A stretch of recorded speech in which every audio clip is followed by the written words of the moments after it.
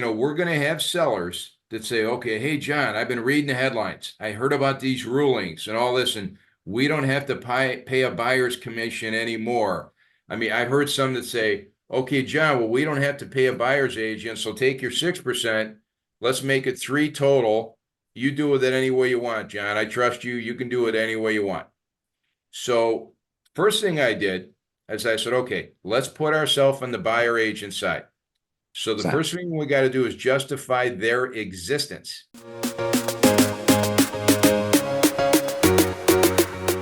Got it. All right. We are actually live. Okay, great. We're back, folks, back on this Friday. It's been a while, right? It's been a few months, but good old Coach John D. Smith is back. For the people that might not remember him, it's been a few months, right? It's been a crazy market. John is a real estate agent, been doing this for 21 years. And the reason that I love talking to him and bringing him here in the group is that he has a particular skill set, folks. He picks up the phone and talks to sellers, whether they're expired, FSBO, Circle, whatever it is, and he gets them to listen, to meet with him, and he has a great way of getting the sign on the dotted line. So John is a 20-year veteran of prospecting. He built his business prospecting, and first in Detroit, Michigan, and then the last few years in probably one of the hottest markets in America, Charlotte, North Carolina. Who we were talking about this right before the call. And we were talking about a lot of the U.S. took a big dip last year, right? Not Charlotte. Charlotte ignored the dip and kind of kept growing. Their prices were still up year over year. Sales were down because everyone's sales were down, but prices went up because the buyers didn't go anywhere, right? There were just less homes in the market because of the interest rate. And this year's no different. They're going to blasting through everything. So Charlotte is a very unique market in that sense, just blazing white hot. But John still gets listings there, right? From calling expired, from calling withdrawals, from calling for sale by owners. So if John can do it in Charlotte, you can do it anywhere else, right? If it's possible. So welcome back, John. We're here talking about, right? We're here talking about a really interesting topic. We've been creating a lot of content around this because people have asked for it. We're talking about the NAR settlement, okay? The NAR settlement. And John, what have you heard from agents in your organization, people that you know? What have been the reactions? What are the attitudes? What are you seeing out there when people mention this NAR settlement? Well, I'll tell you what I did, Gus. When the news came out here a few weeks ago, right, when we all read all the headlines and all the articles and all the publications, I took a couple weeks and I just wanted to gather as much information. I wanted to listen as much as I could, and then started to slowly kind of build my strategy, how I'm going to prepare for this. So with all the hype of the quote unquote NAR changes and the NAR ruling, I've probably had 6 or 7 of my own listing appointments, and I went loaded for bear, assuming this is going to turn into a roll up your sleeves. We're going to get right after this settlement discussion. You know how many times it's come up so far, Gus? 0. Oh, okay, there you go. Interesting. Okay. But we know it's coming. It So is. here's what I did. And when you mentioned, what am I telling my agents? We have to prepare for this. So the short answer is we have to approach a buyer agent side discussion like it's a listing presentation. So, the commission's coming off July 1 or August 17th, I guess, is the newest date. So the commission percentage is coming off here with the new rules. Okay, fine. So with that, we're going to have sellers that say, okay, hey, John, I've been reading the headlines. I heard about these rulings and all this, and we don't have to pay a buyer's commission anymore. I mean, I've heard some that say, okay, John, well, we don't have to pay a buyer's agent, so take your 6%. Let's make it 3 total. You do with it any way you want, John. I trust you. You can do it any way you want. So first thing I did is I said, okay, let's put ourselves on the buyer agent side. So the first thing we got to do is justify their existence. Gus, on 4 pages, I got 66 good ones.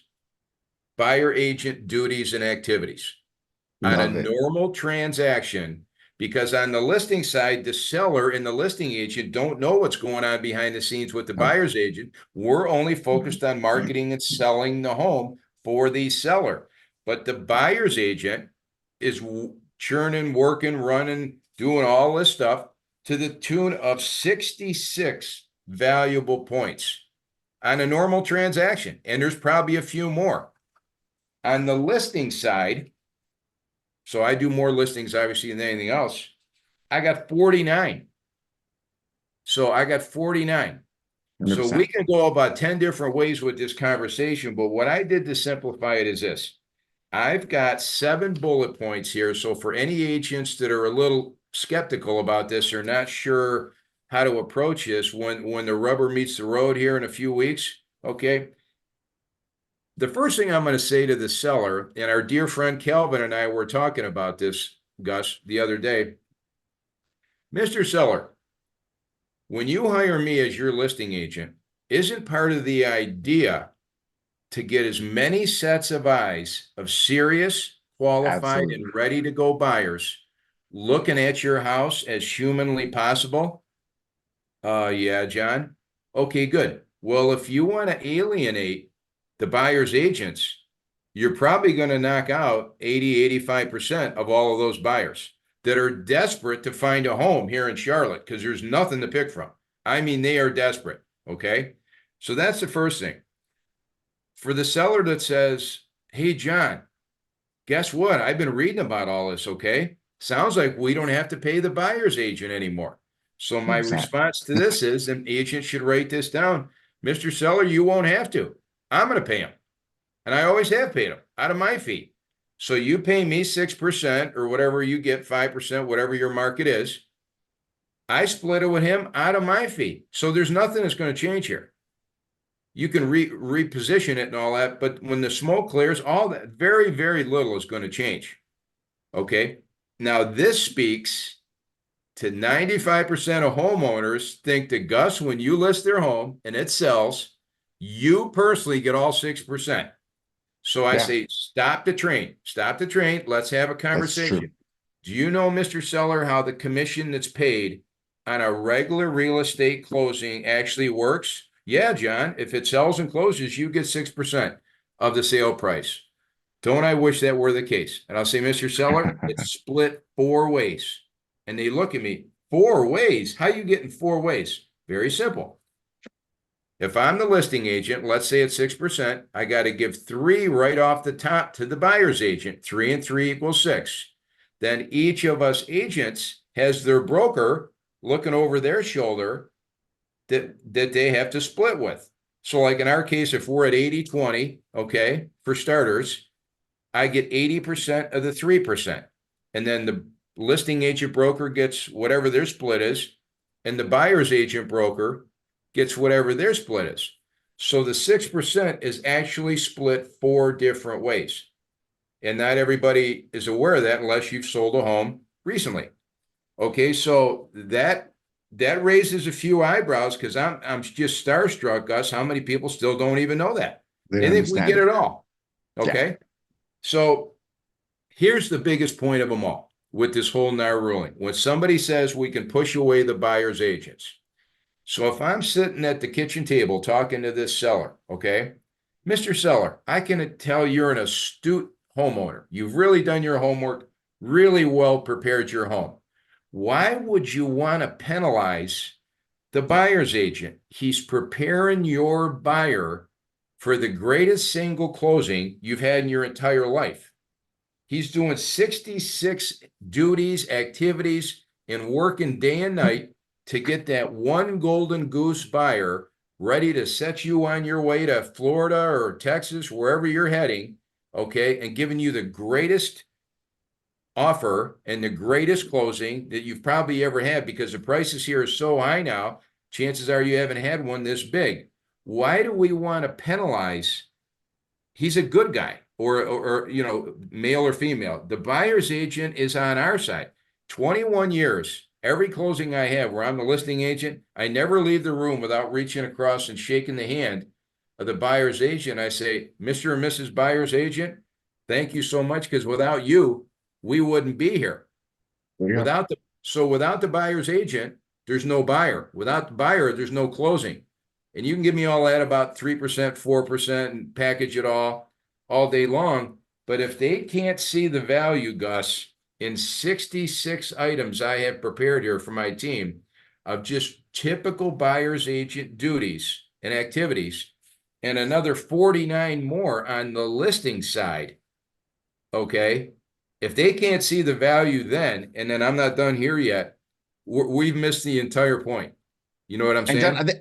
I think it's so funny because you can have some sellers that the media has done us no favors. I'll say that the media has positioned this, has put it out there as agents agree to slash commissions. That was the conclusion that they got from the NAR settlement. John, even the president went out and said, hey, guess what? I got realtors to slash their commissions. So there's this narrative. There's a narrative out there, pushed by a bunch of people for a lot of reasons, right?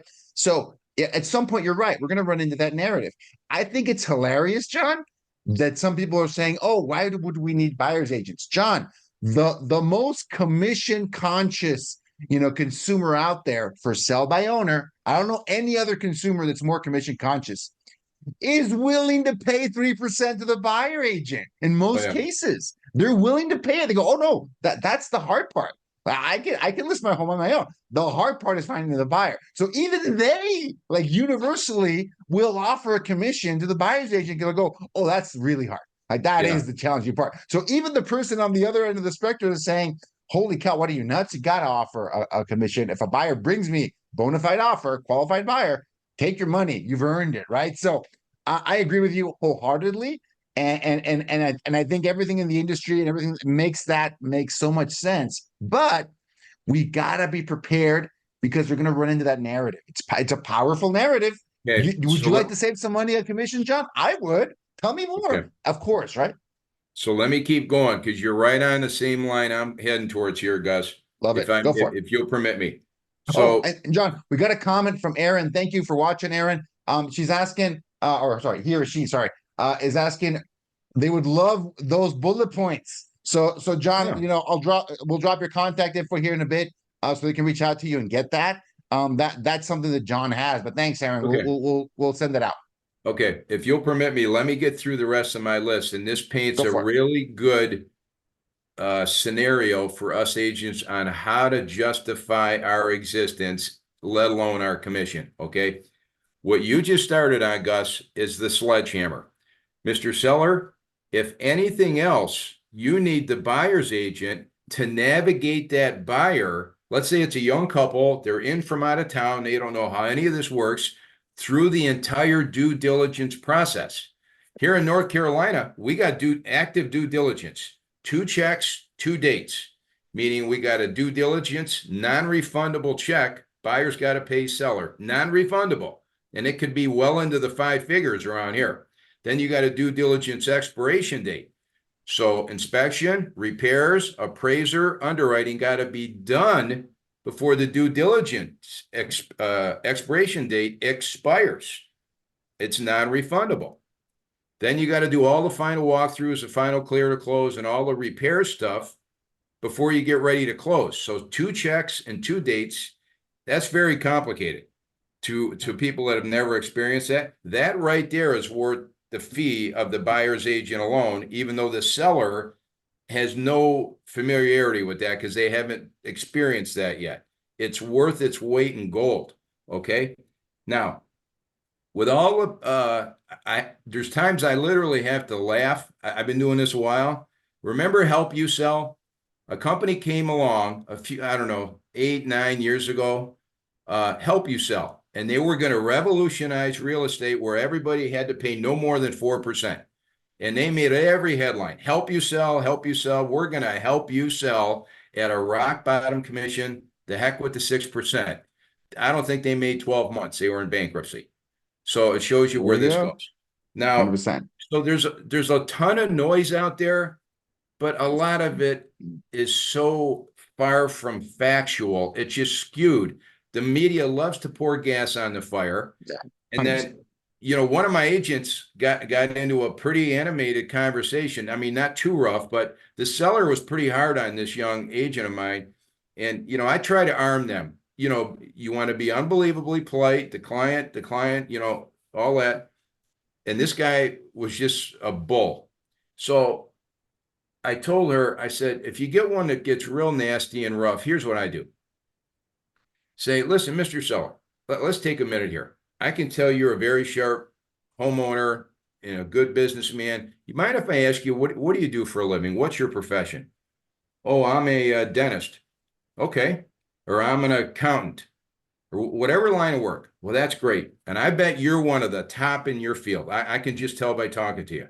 So let's say you're a dentist and I need a root canal tomorrow morning. I wake up tomorrow morning and my tooth is really hurting. So my wife grabs a phone book and you're here in Matthews and make an appointment. I come in. Okay, you're highly recommended. Man, I got to get this tooth fixed.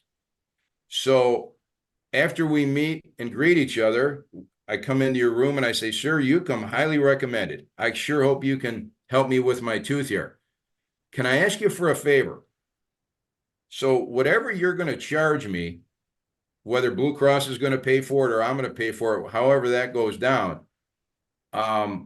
you know, I'm hoping, would you be willing to cut your rates, whatever you normally charge, 50% across the board starting right now? Are you good with that? Are you okay? Because that's exactly what you're asking us real estate professionals to do, sir. And I don't think you probably want me to ask you that. And I wouldn't insult your intelligence to ask you that.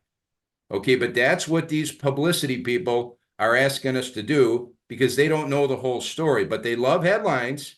They love to 100%. pour gas on the fire. So, Mr. Dentist, if you're going to fix my root canal tomorrow morning, are you willing to cut your normal rates 50% across the board? And we'll start right now. Are you good with that? So when they get really rough, that you have every right to justify your existence. Look you're going to get your house painted next week, right? So you're going to get 3 estimates. You're probably not going to pick the highest, and you're probably not going to pick the lowest. You're probably going to pick maybe the middle of the road because you want the best value, but you want the best quality paint job. So go interview 5 agents, pick the best listing agent. Then when you sell a house and you need a buyer's agent, go interview 5 more of them and pick who you're most comfortable with. But for crying out loud, we deserve to earn a living. We got to split it with our broker. So we don't get 6%. We get whatever the split is. Let's just say 80-20 for conversation. We get 80% of the 3%. Okay, that's it. That's the biggest misnomer here because John Q. Public thinks we get all 6%. By the way, the lawyers that stirred this up, don't you love it that they probably charge their clients $400 or $500 an hour for doing next to nothing? They Oh, just yeah. dump Oh, it in their 100%. clerk's lap, but yet they're coming after us, and all we're doing is I making think an they honest get living. 40% of the settlement, period. Yeah, For well, is that negotiable? yeah. Who set that rate, right? Is that so? 100%. So yeah, I think So the irony is definitely in there somewhere, John. So and John, I'll tell you what I've seen from the folks that I've talked to, has been kind of two different sets of reactions. I'd love to get your take on this. yeah, One group of folks, I call the kind of head in the sand people, are kind of thinking this is just no big deal. Like it'll be business as usual. We don't have to do anything, right? Or this is not that big, whatever. It's not going to impact me. I don't think it'll matter. That's one group of folks. And the other group of folks are kind of the polar opposite of that. There's very little middle ground in some of these reactions. The other one is, oh my goodness, like we're going to eliminate buyer agency, obviously, and we're going to make so much less money, and there're going to be so many less agents. So the reactions kind of like tend to go into one of those two directions. What would you say to someone in each one of those camps, John? How would you communicate to someone it's in one of those two positions? well, I Right spent there. the last 3 weeks preparing this. You know me pretty Well well, done. Gus. I No, I love to know, and I was prepare. expecting that list. Like, where's John's, like list of Well, action items, I right? got 66 bullet points here helping the buyer's agent, and I'm rarely a buyer's agent. But without them, let me repeat You 10 know minutes what they ago. you know what they're supposed to do, because if they do their job, it makes your job easy. If they don't do their job, you got to jump in and make sure that happens. 100%. I understand it. Exactly. So why would you want to penalize the golden goose? So I got to answer your question, I got the buyer side really well thoroughly covered. I got the listing side really well thoroughly covered. But in brass tacks layman's terms, why do you want to penalize the buyer's agent where he's preparing your buyer? You don't need 20 great buyers. You need one great one, and he's got the great one to give you the greatest closing you and your wife have ever had in selling a home in your life. And you want to kick him to the curb? I just can't see that. Yes, he deserves his just due. He's every right, as much as I do on your listing side, to make his fair living. And by the way, 6%, 5%, whatever the market calls for in your area, it's been that way for decades. It's been that way for decades. So a few people in a certain state got caught abusing their privileges. There's no way you can penalize the entire industry. So the short answer, Gus, is agents got to have a little backbone and know how to explain their stance and justify 100%. themselves. This will go away. And I'll bet you dollars to donuts, and I know I'm on a recording here, a year Yeah. from now, that number's right back on the MLS. Because here's what's going to happen. All these, like we have it the most here in Charlotte. So a house gets listed, coming soon goes listed. Multiple offers, 4, 5, 6, 8 offers. Okay. So you're the buyer's agent down there, standing there at the end of the driveway, and the buyer says, "Hey, John, this is the one. Let's give them a full price offer. We don't want to miss out on this house." Okay. This is what I call walking into the dark room. So you've already talked to the listing agent. The seller's more than willing to pay and cooperate the buyer's agent commission. And they tell you include it in your offer because we no longer can put it on the MLS. Okay, no problem. So the buyer's already told you if it's a $500,000 listing, give them full price, John. We're offering full price. Let's fill out the forms. And you know there's 4 or 5 offers coming in right behind you. Okay, and this is going to be dog eat dog competitive. So you as the buyer's agent, Gus, here's my question to you. What do you go in at? What do you go in at on the buyer's 100%. agent commission? Do you ask 3%, 2.5%, 2? Because some knucklehead's going to offer to do it for 1 or 1.5. But here's the problem. Can you even come up with the nerve to tell your buyer the morning after they gave a full price offer and removed all the contingencies, tell them we'll buy it as is. They don't even have to worry about repairs. We just really want the house. That they were not accepted because they chose another offer because the buyer's agent commission was 1 point less. That's $5,000 on a $500,000 home. Okay, and 1.5 points, it's 7,500. So a seller, if it's a couple $100, okay, we'll work through that. But 5,000, we got to look at That's real that. money. Yeah. So if you're that buyer's agent, you know what I mean by walking into that dark room, where do you in good conscience go in at? That could cost the buyer the house. And Yep. that's what's 100%. so wrong about this mandate because it's already in the exclusive buyer agency agreement. You got to commit to that. I know you can change it, but you got to commit to that and have that signed now before you even show the house. That's I think wrong.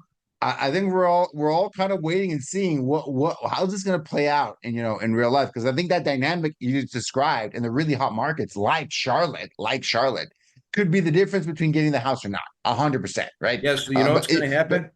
All yeah, these people that get outbidded that come in second, third, and fourth, and they said, listen, we offered full price, and only to find out our buyer's agent commission cost us the house because it was a full point. Do you know how many complaints the real estate commission's going to get? Because I would be frustrated too if my family got beat out on a house and I offered full price and removed all the contingencies, and it came down to the buyer side commission. 1 full point is several $1,000s. That's wrong. It shouldn't be yeah. this hard. You know what I 100%. mean?